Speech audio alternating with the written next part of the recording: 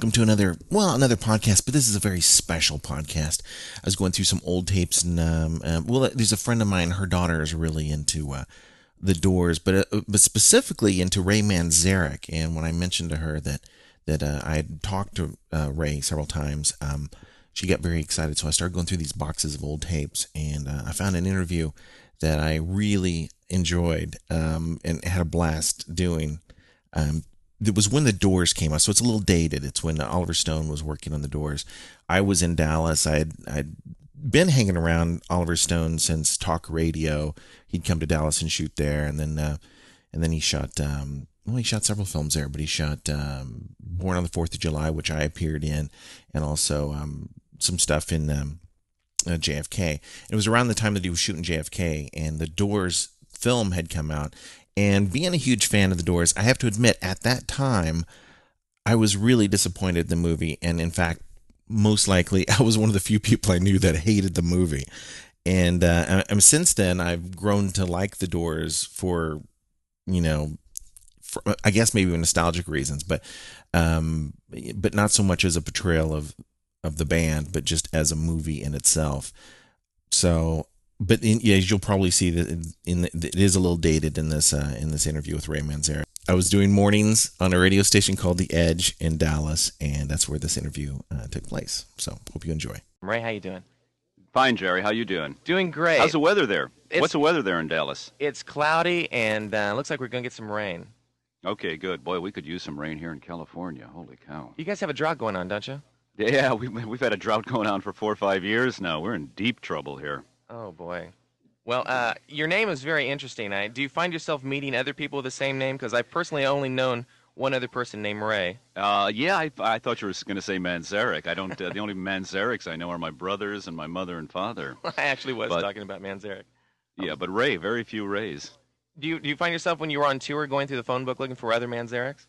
No, there aren't any. There's only me and my family. I've always thought the name of the Doors was the coolest name for a band. Thank God that William Blake didn't say the Floors of Perception. Right, or the Windows, or Window of Opportunity or something. Yeah. Yeah, the doors of perception have to do with obviously opening and cleansing the doors in your mind and realizing the infinity and the beauty and the wonder of life. And it's exactly the quality that Oliver Stone did not capture in the movie The Doors. The Doors is not the movie is not a psychedelic wonder movie. It's not a movie of wonderment about the infinity that we live in. It's a movie about an alcoholic. It's a terrible portrait of Jim Morrison, and it's a one-sided, it's very superficial, and it's a very naive portrait, very sophomoric. Jim was not that kind of person. I think I'm the only person. Actually, maybe there's a couple of people I know that I did not personally enjoy the movie at all. I'm sitting there in the movie. I didn't either. I'm sitting there waiting for Paris. I'm going, please get to Paris, get to Paris. And I'm kill the guy already. Yeah, Well, you kill that character. That character was not Jim. That character was Chris Christopherson in A Star Is Born with Barbra Streisand. That wasn't Jim. It was not a psychedelic portrait. I'm sorry, man. He very badly missed, and then he distorted. He distorted the Doors, and he distorted Jim Morrison very, very badly. I got the feeling that was Oliver Stone up there. Exactly, man. Exactly. And he's there in Dallas right now. He's assassinated Jim Morrison. I saw this movie, and I walked out of the movie, and I said, my God, this is an assassination. I don't believe this. Well, then somebody said, the movie he's making right now. And I said, what's he doing? He said, he's doing John F. Kennedy. And I thought, oh, my God. It's another assassination. Yeah. Well, he has been spending a lot of time here in Dallas and doing a lot of stuff down here. And I'm just wondering how this JFK thing is going to come out. Well, I hope it comes out better than the Doors movie came out. I was so disappointed.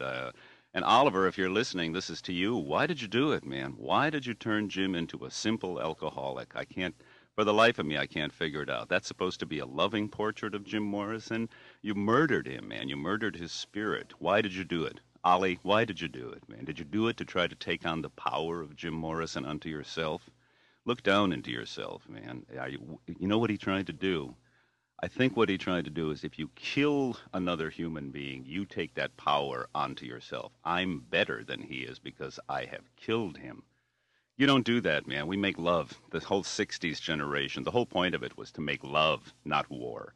We don't wage war, man. We want to make love. We want to get high. We want to laugh. We want to sing. We want to dance. We want to make love. If you want to join us, that's what's coming. If you enjoyed the commercial-free Jerry Lentz podcast and want to help it continue, do your part by showing your allegiance through getting one of the cool podcast t-shirts. It's sure to be an icebreaker and a conversation starter. Hell, it might even get you laid. And by knowing you're getting it, by getting it, I mean the t-shirt, you are supporting a non-commercial radio show, not a giant right-wing corporate entity. So get your t-shirt right now. Go to jerrylentz.com, JERRYLENTZ. Get your shirt. I heard somewhere a rumor that Oliver Stone was pretty unhappy with Val Kilmer's performance, or he said he would never work with him again because he was high through most of the movie. And I was thinking, wow, that's really the kettle calling the fire black. If you're making a movie about the Doors, you better get high. And that's the problem with the movie. It's an alkies movie, man. It's an alcoholic. Morrison, I mean, who can drink like that? Nobody can drink like that. You see the way he was drinking out of the bottle? It's absurd. It's you've got to be in another plane, a psychic plane of existence, the higher place, a higher place within yourself. Going to reach the higher ground. That's what the Doors are all about. And that's not a place of debauchery, man. That's a place of love, sensuality, diving into the waters of the unconscious and swimming around down there and finding all the little things that lurk there. Some of them are good, some of them are dangerous. But you've got to go down there, and you don't do it in an alcoholic rage. What an absurd film. The Doors is an absurd film. Ray, I want to party with you. Yeah. Well, we're doing it right now, man. Maybe when I get to Dallas. Well, after Stone clears out, you know, I might come through town. We'll definitely get together. Well, I understand he wants you to do the soundtrack for JFK. Does he really? My buddy, my pal, yeah. We got along great, man. I talked at him. I swear to God, the guy didn't understand anything I had to say. I couldn't figure it out. The wake up, hello in there, is anyone home? Yeah, well, it's his story. It's his band. It's his life. Yeah. Well, that's Oliver up there. That's not Jim. That's Oliver. Oliver's put on black leather pants and is dancing around like a lunatic.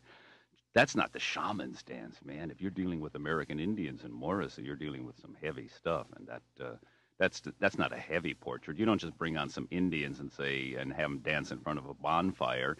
What is the philosophy? What is the religion of the Indians? The earth. Morrison said, "What have we done to the earth? What have we done to our fair sister? Ripped her and bit her and stuck her with knives in the side of the dawn." The rape of the planet, the white man raping the planet Earth, man. That's, the Indians loved planet Earth. They don't rape planet Earth. They don't destroy the memory of a dead man. Indians hold the dead to be sacred. When the dead are dead, they have gone to Wakantanka, the sacred place. Enter the paranormal realm of the unseen as a ghost hunter takes you to places unlike anything you've ever experienced. Terrifying, horrifying, disturbing, possibly the most jaw-dropping, pulse-pounding, and hair-raising documentary film you'll ever see. Travel with Spirits. Find out how you can get involved, participate, and help create the newest horror phenomenon and get your name in the credits and receive products for your contribution to a film everyone will be talking about. Travel with Spirits. Go to jerrylentz.com to find out more. That's JERRYLENTZ.com. Wow, you are up early. Or did you stay up? Did you stay up all night? Oh man, you party. When you're in rock and roll, you party all night. You know that. All right, well, let me ask you something else here. What are some of the bands you like listening to? Echo and the Bunnymen. I like Echo and the Bunnymen. When you get to town, you give me a call. All right, man. All right, be good. Okay, take care, Jerry. All right, bye-bye. Maybe you're in a band, or a singer with a CD, an author with a new book, an artist with a graphic novel, a psychic with a website, a bookstore online. You manufacture sex toys. Or anything like any of these. Or could be something completely different. You want to get an ad for your product or service on this podcast? Go to jerrylentz.com. JERRYLENTZ.com. And for $5 in the Magic 8-Ball tip jar, you can post a link to your product or service and then get a mention on the Jerry Lentz podcast. It's so easy. Show your support for the podcast and get the word out about what you're up to. JerryLentz.com. That's the place. The Magic 8-Ball tip jar. Well, that was pretty cool, right? I hope you enjoyed that. It was a little special edition of the podcast.